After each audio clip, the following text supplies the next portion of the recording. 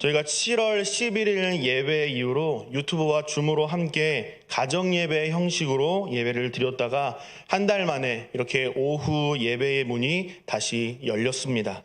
그 사이에 우리 홍준기 집사님께서 기도해 주셨던 것처럼 아침 저녁으로는 제법 날씨가 서늘해졌습니다. 그럼에도 우리가 자석수 대비 10%만 현장 예배에 참석할 수 있는 안타까운 상황입니다. 우리에게 주어진 현실은 쉽지 않은 것은 분명하지만 그럼에도 성도님들의 적극적인 예배의 동참과 또 하나님께 예배하기를 힘써 주시고 믿음으로 승리하는 천산의 모든 가족들이 되시기를 간절히 바랍니다. 오늘은 본문을 중심으로 해서 나의 도움이 어디서 올까라는 제목으로 하나님의 말씀을 함께 나누도록 하겠습니다. 인도에 이런 설화가 있습니다. 어떤 마술사가 고양이 앞에서 벌벌 떨고 있는 쥐를 보았습니다. 한참 동안 쥐를 관찰하던 이 마술사는 쥐가 너무 불쌍해서 마술을 부려서 쥐를 고양이로 만들어 주었습니다. 고양이가 된 쥐가 이번에는 개에게 공격당할까봐 개를 두려워하는 것이 아니겠습니까? 그를 불쌍하게 여긴 이 마술사는 다시 마술을 부려서 고양이가 된 쥐를 개로 만들어 주었습니다. 개가 된 쥐는 이번에는 호랑이를 보고 두려워 떨고 있는 게 아니겠습니까? 이 모습도 불쌍히 여긴 마술사는 이 개가 된 쥐를 보고 호랑이로 만들어 주었습니다.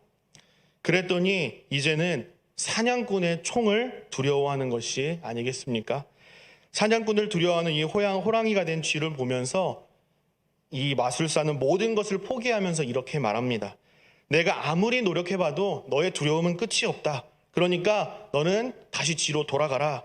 그래서 호랑이가 되었던 쥐는 원래 모습인 쥐의 모습으로 돌아갔다라고 합니다. 호랑이가 된 쥐가 사냥꾼을 두려워했으니까 혹시 이 호랑이가 된 쥐를 사냥꾼으로 만들어줬다면, 사람으로 만들어줬다면, 딱 한 번만 더 기회를 줬다면 더 이상 두려워하지 않았을 텐데 라고 생각하시는 분 혹시 계실까요? 저는 이 쥐가 사냥꾼이 되었다고 해도 분명히 또 다른 두려움의 대상이 나타났을 거라고 저는 확신합니다. 왜 그런가 하면 인간인 저와 여러분의 삶을 볼 때에 여전히 두려움 가운데 불완전한 삶을 살아가고 있기 때문입니다. 인간은 누구나 두려움의 대상이 있습니다.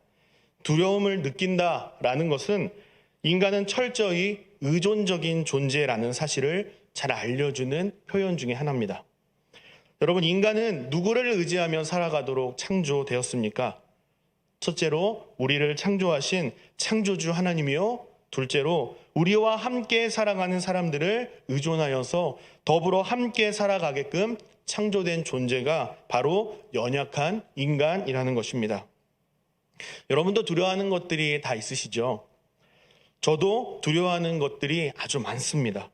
동서고금을 막론하고 사람마다 두려워하는 대상이 다르고 형태와 모양만 조금 다를 뿐이지 세상에는 수많은 두려움이 존재하고 그 두려움은 다양한 형태로 우리를 찾아와서 우리를 두려워 떨게 만듭니다. 우리를 두렵게 하는 것들이 무엇이 있을까요? 너무도 많죠. 아직 일어나지도 않은 일들을 상상해 가면서 두려워하기도 하고요. 한 번도 경험해보지 않은 이 새로운 일들을 마주할 때 우리는 두려움을 느끼기도 합니다. 불확실한 미래나 이 생계에 대한 현실적인 두려움도 있을 것이고요. 실직이나 원치 않는 사고에 대한 두려움도 느낄 수 있습니다. 좀 전에 인간은 의존적인 존재다라고 말씀을 드렸는데 주위 사람들에게 사랑받지 못하고 외면당하면 어떡하지? 내 존재를 거절당하면 어떻게 하지? 라는 이런 관계의 문제들도 우리를 두렵게 합니다. 인간이 경험할 수 있는 대표적인 두려움이라고 한다면 질병과 죽음에 대한 두려움을 꼽을 수 있을 것 같습니다. 특별히 2년 가까이 지속되는 이 코로나19 팬데믹 상황에 코로나 바이러스에 감염될까 두려워하는 분들도 많이 계실 것이고 2차 백신 접종에 대한 두려움도 많이 갖고 계실 거라고 생각합니다. 여러분은 어떤 두려움을 경험하고 계시고 어떤 두려움 때문에 고민하고 계십니까? 혹시 이 두려움을 극복하기 위해서 여러분은 어떤 노력을 하고 계시고 또 이 두려움과 문제를 견디고 이기게 하는 여러분만의 특별한 비결이 혹시 있으십니까? 오늘 본문 파란색 글씨로 쓰여져 있는 표제를 보면 성전에 올라가는 노래라고 이 시를 소개하고 있습니다. 시편 120편부터 134편까지는 순례자들이 성전에 올라가면서 부르는 노래들이 한데 묶어 놓았습니다. 이스라엘 백성들은 유월절, 오순절, 장막절과 같은 이 절기에 절기를 지키기 위해서 예루살렘 성전에 올랐습니다. 이처럼 시편 121편은 예루살렘 성전으로 순례의 길을 떠나는 순례자들이 안전하게 여행하기를 바라면서 격려하고 축복하는 내용의 시편입니다. 나아가 약 한 달 만에 비록 소수지만 예배당과 온라인으로 함께 하나님을 예배하는 저와 여러분을 위해서 격려하고 축복하는 내용의 시편이기도 합니다. 1절 말씀을 보시면 시인은 내가 산을 향하여 눈을 들리라 나의 도움이 어디서 올까라고 고백합니다. 시인은 순례자의 길을 떠나면서 자신의 도움이 어디서 오는지를 궁금해하고 있습니다. 시인이 도움을 구한다는 것은 이 시인 또한 의존적이며 불완전한 존재이고 무언가 해결해야 할 문제들을 가지고 있음을 보여줍니다. 시인은 순례의 길을 떠나면서 내가 눈을 들어 산을 바라봅니다. 누가 나를 도와줄 수 있을까요? 라고 고백하고 있습니다. 시인은 지금 절기를 맞아서 예배드리기 위해서 가야 할 그 예루살렘 성전을 바라보고 있습니다. 하나님의 영광과 임재를 상징하는 이 성전을 바라보면서 하나님께 집중하는 태도를 잘 보여주고 있습니다. 성전을 향한 순례자들의 여정은 길고도 험한 여정이었습니다. 이 예루살렘 성전은 해발 800m의 높은 고지대에 위치했습니다. 여러분, 800m의 고지를 오른다는 것은 쉬운 일이 아닙니다. 젊은 사람이라 할지라도 산을 오르기 위해서는 건강한 체력이 있어야 하고요. 그만한 수고로움이 감수되어야 합니다. 분명한 목표의식과 목적이 없다면 금방 포기할 수 있는 힘든 여정길입니다. 예루살렘 성전은 험준한 산악 지역에 자리하고 있기 때문에 큰 바위들을 넘고 깊은 계곡들을 통과해야 하고 길이 미끄러워서 넘어질 위험도 통과해야 했습니다. 게다가 도적들과 이 맹수들의 위험까지도 통과해야만 예루살렘 성전에 다다를 수 있었습니다. 말 그대로 순례자의 길은 고난의 연속이었지만 하나님을 예배하는 예배자들이 반드시 그리고 마땅히 기꺼이 걸어가야 할 순례의 여정이었습니다. 뿐만 아니라 고대 중동에서는 이교를 숭배하는 일이 많았는데 그들이 섬기는 이 이방 신들이 산에 산다라고 생각했습니다. 그래서 산 여기저기에 자신들의 신전을 만들어 놓고 풍년과 다산을 기념하는 제사를 드리기도 했습니다. 요란한 제사를 드리기도 하고 또 서로 피를 흘리거나 음란한 행위들을 함으로써 신의 관심을 얻고자 했습니다. 이런 상황 속에서 시인은 하나님을 예배하기 위해서 예루살렘 성전을 향해 나아가면서 나의 도움은 어디서 올까? 나를 돕는 자가 과연 누구일까? 라고 고백하고 있는 것입니다. 시인은 도우심의 근원이 누구인지를 질문하는 듯 보이지만 실제적으로는 수사학적 이 질문법을 사용해서 나의 도움은 천지를 지으신 여호와 하나님께로부터 옵니다. 나를 지켜주실 수 있는 분은 오직 여호와 하나님밖에 없습니다. 내가 하나님을 신뢰합니다. 라는 이 신앙 고백을 스스로에게 그리고 이 험난한 신앙 여정을 순례의 길을 함께 걸어가는 동역자들에게 순례자들에게 선포하고 있는 것입니다. 나아가 성경을 읽고 함께 예배하는 저와 여러분에게 시인은 하나님을 소개하고 있습니다. 혹자는 어떻게 하나님을 그를 도우실 수 있는 분이라고 확신할 수 있는가? 도대체 하나님이 누구시길래 하나님이 어떠한 신이길래 시인을 지킬 수 있다라고 말하는가? 이렇게 질문할 수도 있을 것입니다. 시인의 신앙 고백은 스스로 외치는 어떤 구호나 다짐이 아니었습니다. 시인은 자신의 삶 속에서 하나님의 도우심을 경험했기 때문에 이러한 고백을 할 수 있었습니다. 하나님의 은혜를 경험했던 자만이 할 수 있는 수준 높은 신앙 고백이라는 사실을 우리는 주목해야 합니다. 많은 사람들이 이 순례의 길을 우리의 인생길과 같다라고 말합니다. 우리의 인생길 역시 얼마나 길고 험난한 역경의 연속입니까? 우리가 살아가면서 시인과 같이 나를 도와줄 사람 어디 없나? 나를 도울 수 있는 도움은 과연 어디서 올까? 또 실제로 나에게 도움을 줄 수 있는 사람들을 찾기 위해서 주위를 두리번거리는 일이 얼마나 많습니까? 부와 명예를 의지하기도 하고요. 복권을 사서 토요일 저녁이 되기만을 기다리기도 합니다. 주식이나 부동산에 투자하기도 하고요. 자녀들과 주위 사람들을 신뢰하기도 합니다. 다른 사람들은 난 도저히 못 믿겠다. 자신의 건강과 스펙을 의지하기도 합니다. 하지만 시인은 하나님만을 신뢰합니다. 시인은 창조주 하나님만이 나의 보호자가 되십니다 라고 고백합니다. 시인은 하나님을 어떤 분으로 이해하고 있습니까? 모든 만물을 창조하시고 다스리시고 섭리하시는 창조주 하나님으로 고백하고 있습니다. 여러분이 이해하시는 여러분의 하나님은 과연 어떤 하나님이십니까? 여러분이 믿고 여러분이 신뢰하는 하나님은 과연 어떤 하나님이십니까? 여러분이 잘 아시는 시편 23편에서도 시인은 이렇게 고백하죠. 시편 23편 1절부터 3절까지의 말씀입니다. 여호와는 나의 목자시니 내게 부족함이 없으리로다. 그가 나를 푸른 초장에 누이시며 쉴 만한 물가로 인도하시는도다. 내 영혼을 소생시키시고 자기 이름을 위하여 의의 길로 인도하시는도다 라고 고백합니다. 다윗 그리고 이 시편 23편의 저자인 익명의 순례자는 하나님의 일하심과 하나님의 보호하심을 경험했습니다. 그리고 이 경험을 바탕으로 한 하나님에 대한 신뢰와 확신이 있었습니다. 하나님께서는 모든 만물을 창조하시고 섭리하시는 창조주 하나님이시라면 높은 산들도 우리가 마땅히 걸어가야 할 이 순례의 여정, 처음과 끝, 이 모든 과정도 하나님의 통치 안에 있음을 인정하고 있습니다. 여러분, 하나님의 통치를 인정한다라는 것은 무엇일까요?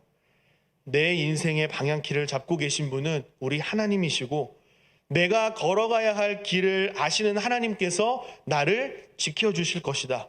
혹 어떤 역경과 어려움을 만나게 되더라도 나와 함께 하시는 그 하나님께서 나를 선하게 인도하실 것이다 라는 하나님을 신뢰하고 확신하는 태도가 하나님의 통치를 인정하는 태도입니다.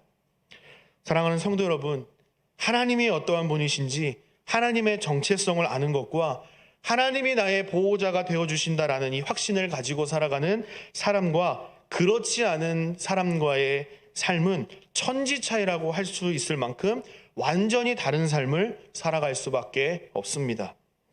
여러분, 공동묘지 하면 어떤 의미가, 어떤 이미지가 딱 떠오르십니까? 어떤 느낌이 딱 오십니까? 왠지 모를 으스스한 분위기가 떠오릅니다. 제가 어렸을 때 살던 그 집과 교회 근처에 공동묘지가 있었는데 여름 성경학교에서 담력 테스트를 한다고 코스를 만들어서 통과하는 미션을 주고 선생님들이 저희를 깜짝 놀래켜서 주먹을 꽉 쥐고 소리를 지르며 통과했던 그런 기억이 납니다. 이런 이야기가 있습니다. 어떤 사람이 공동묘지를 통과해서 다른 마을로 가는 길에 어떤 너무나 밝은 얼굴로 공동묘지를 제 집처럼 뛰어노는 아이를 만나게 되었습니다. 얘야, 여기는 공동묘지인데 너는 이 공동묘지가 무섭지가 않니? 라고 질문했습니다. 이렇게 묻자 꼬마는 오히려 이상하다는 듯이 아니요? 공동묘지가 왜 무서워요? 라고 오히려 되물었습니다. 너는 왜 여기가 무섭지 않니? 라고 다시 한번 묻자 꼬마는 활짝 웃으면서 이렇게 대답했습니다. 우리 아빠가 여기 공동묘지 관리인이에요. 이렇게 이야기했습니다. 이 아이가 공동묘지에서 뛰어놀 수 있었던 이유는 여러 가지 이유가 있을 수 있겠죠. 아직 어린 아이니까, 꼬마 아이니까 공동묘지가 어떤 곳인지 그 의미를 잘 모를 수도 있고요. 그저 아빠 회사에 따라와서 그냥 아빠의 퇴근을 기다리면서 놀고 있는 순진한 아이로 볼 수도 있습니다.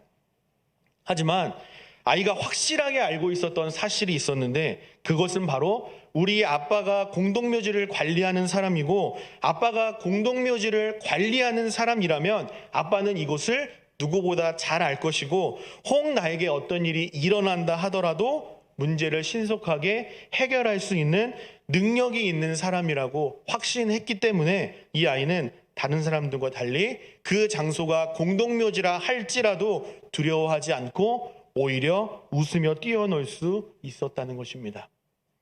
예수님의 제자 중 수제자였던 이 베드로는 예수님께서 잡히실 때에 3번이나 부인을 했습니다. 예수님께서 제자들에게 너희들이 다 나를 부인하리라 라고 말씀하셨을 때에도 손사래를 치면서 나는 아니라고, 나는 절대 그렇게 하지 않겠다라고 부인하고 또 부인했던 사람이 베드로였습니다. 나중에 베드로는 어떻게 했습니까?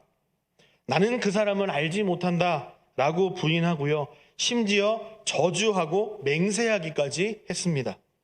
그렇게 바다로 돌아가서 물고기를 낚는 이전의 삶으로 돌아가 살게 되죠.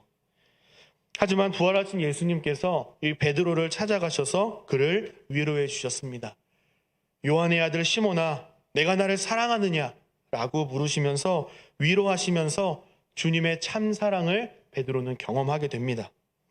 앞으로 예수님을 더욱더 사랑할 것을 요구하시면서 나를 따라와서 내 양을 먹이라, 이렇게 목자의 사명을 받고 남은 여생을 주님께 온전히 헌신된 전혀 다른 사명자의 삶을 살아가게 하십니다. 여러분, 무엇이 베드로를 이렇게 전혀 다른 사람으로 변화시켰을까요? 사랑하는 성도 여러분, 하나님께서는 나의 도움이 어디서 올까? 나의 도움은 천지를 지으신 여호와에게서 옵니다 라고 신앙 고백하며 믿음으로 살아가는 모든 예배자들을 지켜주시겠다라고 말씀합니다. 시편 127편 1절에서 시인은 이렇게 고백합니다. 시편 127편 1절입니다. 여호와께서 집을 세우지 아니하시면 세우는 자의 수고가 헛되며 여호와께서 성을 지키지 아니하시면 파수꾼의 깨어 있음이 헛되도다 라고 시인 솔로몬은 고백합니다. 시편 127편은 다윗의 아들 솔로몬이 기록한 시편입니다. 하나님의 주권과 인간의 책임을 강조하는 내용을 담고 있는데, 인간이 아무리 철저히 계획하고 만반의 준비를 다 한다고 해도 하나님께서 은혜를 주시지 않으면, 하나님께서 오케이 하시지 않으면 우리의 모든 수고가 헛되다는 것입니다. 하나님의 주권을 인정하면서 수많은 문제와 어려움이 있다고 해서 하나님께서 그 문제를 해결해 주실 때까지 그냥 손 놓고 뒷짐지고 마냥 기다리라는 말씀은 아닙니다. 우리는 집을 세우기 위해서 노력해야 합니다. 가정을 힘써 돌보고 일터와 사업장을 돌보고 주님의 몸된 교회를 바르게 힘써 세워가야 합니다. 함께 모여 예배할 수 없고 성도님들의 상황을 다 살필 수 없는 이 특수한 팬데믹 상황이 2년 가까이 지속되고 있습니다. 참 쉽지 않은 상황이라는 것은 우리 모두가 다 알고 있습니다. 그럼에도 불구하고 본당과 각 구속실을 활용해서 예배 드릴 수 있도록 도울 테니 나오셔서 예배 드리십시오 라고 우리가 말씀드리는 이유가 무엇이겠습니까? 우리는 도저히 이해할 수 없는 상황이지만 도대체 이 문제가 언제 끝날지는 우리가 알 수는 없겠지만 이 가운데 하나님의 뜻이 분명히 있음을 믿고 하나님의 은혜를 구하면서 우리에게 맡겨주신 예배자의 의무를 다하고 주님 안에서 함께 세워져 가야 하기 때문이지 않겠습니까? 코로나가 끝날 때까지 손 놓고 뒷짐지고 있을 수만은 없기 때문이지 않겠습니까?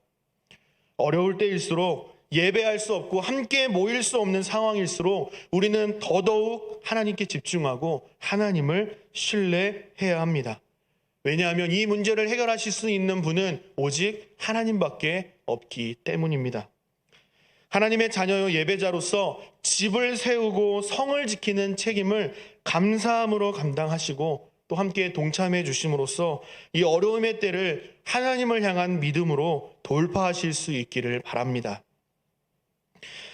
계속해서 3절, 8절은 하나님을 신뢰하는 자들을 모든 어려움으로부터 지켜주실 것을 확신하면서 하나님께서 어떻게 우리를 지키시는지를 자세히 묘사하고 있습니다. 하나님이 우리를 어떻게 지키시는가? 첫 번째는 졸지도 주무시지도 않고 우리를 지켜주신다라고 말씀합니다. 우리 3절과 4절 말씀을 함께 한 목소리로 읽어보면 좋겠습니다. 우리 3절, 4절 말씀을 한 목소리로 합독하겠습니다. 시작. 여호와께서 너를 실족하지 아니하게 하시며 너를 지키시는 이가 졸지 아니하시리로다. 이스라엘을 지키시는 이는 졸지도 아니하시고 주무시지도 아니하시리로다. 아멘. 여기서 실족한다라는 말은 발을 헛디딘다라는 말입니다. 아까도 말씀드렸다시피 800m의 험준한 이 고지를 오르내리면서 미끄러지거나 발을 헛디디게 된다면 정말 큰 위험에 처하게 됩니다. 혹시나 절벽으로 떨어진다면 목숨을 잃을 수도 있습니다. 여호와께서 실족하지 않게 하신다라는 말씀은 우리에게 큰 위로를 줍니다. 순례의 여정 속에서 일어날 수 있는 모든 사고들과 발걸음들을 지켜주시겠다라고 약속하십니다. 심지어 그분은 졸지도 주무시지도 않고 하나님의 백성들을 지켜주신다고 말씀합니다. 하나님은 졸지도 않으시고 주무시지도 않는 이 시인의 고백은 매우 특별한 의미가 있습니다. 첫째로 하나님은 사람과 다르다라는 것이고요. 둘째는 하나님은 이방신들과 다르다는 것입니다. 시온산을 향해 나아갈 때에 밤이 되면 텐트를 펴고 산중에 잠을 잘 수밖에 없었습니다. 그때 어떤 위험이나 맹수들의 위협으로부터 서로를 지키기 위해서 새벽에 깨어서 서로를 지켜 주었습니다. 군생활 해보신 분들은 잘 아시겠지만 각자 정해진 시간에 잠에서 깨어서 불침번 근무를 서지 않습니까? 탄약고와 같은 이 부대 시설을 정찰하기도 하고요. 위병소에서 사람들의 출입을 통제하기도 합니다. 또 맡은 보직에 따라서 작전에 따라서 수색 매복 작전을 펼치기도 합니다. 2012년에 북한 비무장 군인 한 명이 전방의 철책과 경계를 넘어서 귀순한 사건이 있었습니다. 그 과정에서 한국 군인의 어떤 방해도 받지 않고 철책을 무사히 넘었고 직접 경비대에 노크를 해가면서 귀순 의사를 밝혔던 사건이 기사화되면서 국민들에게 큰 충격을 준 적이 있습니다. 이 사건으로요, 별 5개와 무궁화 9개가 보직 해임을 당하거나 징계를 받기도 했습니다. 당시 근무를 서던 병사들은 조사 결과 규정대로 근무한 것으로 밝혀져서 어떠한 처벌도 받지 않았다고 합니다. 물론 근무 중인 병사의 이 근무 태도나 군사 장비의 한계 등을 원인으로 해서 볼 수도 있을 것입니다. 하지만 인간은 아무리 완벽해지고 싶어 하지만 결국은 상황에 따라서 빈틈과 허점을 보이는 연약한 존재라는 사실을 우리에게 잘 보여주는 사건일 것입니다. 하지만 우리 하나님은요, 졸지도 주무시지도 않는 분으로서 빈틈없이 우리를 안전하게 지키시고 보호하시는 전지전능하신 하나님이심을 시인은 고백하고 있습니다. 하나님은 이방신들과도 같지 않습니다. 하나님은 쉬시거나 음식을 드시거나 잠을 주무실 필요가 없는 분이십니다. 왜냐하면 우리 하나님은 지금도 살아계셔서 역사하시는 살아계신 하나님이시기 때문입니다. 열왕기상 18장에 보면요, 엘리야와 거짓 선지자들이 갈멜산에서 각자의 신의 이름으로 대결을 펼치는 장면이 나옵니다. 엘리야 선지자가 활동하던 시대는 이 북이스라엘의 아합 왕이 통치하던 시대였습니다. 아합은 이 시돈 왕의 딸 이세벨을 아내로 삼았는데 문제는 이 이세벨이 바알을 숭배하던 자였습니다. 이세벨과 결혼하면서 바알을 숭배하는 제단이 생겼고 이스라엘 백성들은 바알 숭배에 빠졌습니다. 하나님께서 이스라엘을 진노하셨고 수년 동안 비를 내리지 않도록 심판하셨습니다. 따라서 이스라엘에는 극심한 가뭄이 일었고요. 가축들은 죽어가고 사람이 살 수 없는 환경이 되기 시작했습니다. 이런 극심한 가뭄 속에서도 이스라엘 백성들은 가뭄의 원인을 알아차리지 못했습니다. 그들의 잘못을 알아차리지 못했다는 것이죠. 엘리야는 이스라엘의 죄와 하나님만이 참 하나님 되심을 선포할 필요가 있었습니다. 이런 배경에서 엘리야와 거짓 선지자들의 갈멜산 전투가 시작됩니다. 엘리야 선지자와 이 바알과 아세라의 선지자 850명이 갈멜산에 모여서 누구의 신이 참 신인지를 대결을 펼칩니다. 각자 송아지를 잡아서 각을 떠서 나무 위에 올려놓고 자신이 믿는 신의 이름을 불러서 불을 내려달라고 구해서 누가 진짜 참 신인지를 겨뤄보자라는 대결이었습니다. 이때 엘리야는 거짓 선지자를 향해서 이렇게 외칩니다. 우리 열왕기상 18장 27절 말씀을 함께 한 목소리로 읽어보도록 하겠습니다. 열왕기상 18장 27절 말씀입니다. 시작. 정오에 이르러는 엘리야가 그들을 조롱하여 이르되 큰 목소리로 부르라. 그는 신인즉 묵상하고 있는지 혹은 그가 잠깐 나갔는지 혹은 그가 길을 행하는지 혹은 그가 잠들어서 깨어야 할 것인즉 하매. 우리 28절도 함께 한 목소리로 읽겠습니다. 시작. 이에 그들이 큰 소리로 부르고 그들의 규례를 따라 피가 흐르기까지 칼과 창으로 그들의 몸을 상하게 하더라 라고 말합니다. 이방인들의 신을 섬기는 풍습에 따르면 이 신의 관습을 끌어서 신의 자신을 위해서 일하도록 감동시켜야만 했습니다. 그래서 지금 이 음란한 행위와 이 자해 행위를 통하여서 지금 이방신을 감동시켜서 깨우시는 것이죠. 29절 하반절에 보니까 그럼에도 아무 소리도 없고 응답하는 자나 돌아보는 자가 아무도 없었다라고 말합니다. 이방신들은 그랬습니다. 그러나 우리 하나님은 이방신과 달랐습니다. 이방신보다 조금 더 우세한 분이 아니라 전혀 다른 살아계신 참 하나님이셨습니다. 엘리야가 여호와의 이름을 의지하여 하나님을 부를 때 여호와의 불이 내리도록 응답하셨습니다. 이 모습을 지켜본 이 백성들은 여호와 그는 참 하나님이시로다. 여호와 그는 하나님이십니다. 하나님이 참 하나님이심을 인정하고 하나님께 영광 돌리는 모습을 보게 됩니다. 많은 주석가들은 하나님이 잠자는 모습을 하나님의 부재나 하나님의 무관심으로 해석하곤 합니다. 하지만 우리 하나님은 졸지도 주무시지 않고 이스라엘을 지키시는 전능하신 하나님이심을 시인은 인정할 뿐만 아니라 하나님께 영광 돌리고 있습니다. 5절 6절에서 시인은 하나님을 내 오른쪽에서 내 그늘이 되어주시는 분이라고 소개합니다. 이 오른쪽은 보호를 상징하는 자리입니다. 오른쪽은 이 친구의 자리나 아니면 법정에서는 증인이 피고를 옹호해주는 보호의 자리입니다. 졸지도 주무시지도 않으시는 하나님께서 우리의 친구가 되어주시고 보호자가 되어주시고 우리의 변호사가 되어주셔서 내 편에서 안전하게 지켜주시는 분이라고 말씀합니다. 팔레스타인은 햇볕이 매우 뜨겁습니다. 무려 40도가 넘는 이 뜨거운 열풍이 불기 때문에 햇빛을 가려주는 이 그늘은 매우 필수적이라고 할 수 있습니다.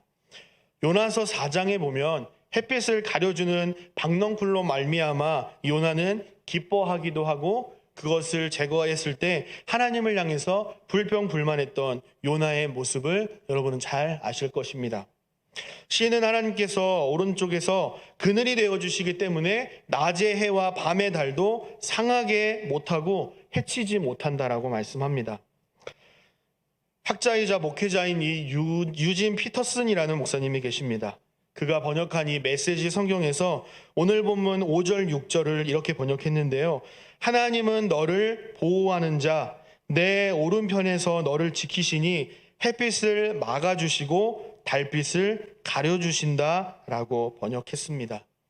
우리 하나님께서는 졸지도 주무시지도 않고 그냥 팔짱 끼고 우리를 지켜보시는 분이 아니라 오히려 손을 들고 팔을 들어서 햇빛과 이 달빛이 나를 쪼이지 못하도록 누군가 나를 때리거나 위협으로부터 하나님께서 주의 손이 지키시고 막아주신다라고 우리에게 말씀하시는 겁니다. 어떤 상황에서도 놓치지 않고 신실하게 지키시는 하나님의 은혜가 함께함을 고백하는 말씀입니다. 7절, 8절은 시의 결론 부분입니다. 여호와께서 너를 지켜 모든 환난을 면하게 하시며 또 내 영혼을 지키시리로다. 여호와께서 너의 출입을 지금부터 영원까지 지키시리로다 라고 말씀합니다. 하나님께서는 우리를 지켜주실 것인데 언제까지 어디까지 우리를 지켜줄 수 있는가? 지켜주시는 범위를 구체적으로 설명합니다. 인생에서 일어날 수 있는 모든 종류의 재난과 불행으로부터 우리를 지켜주신다고 말씀하고요.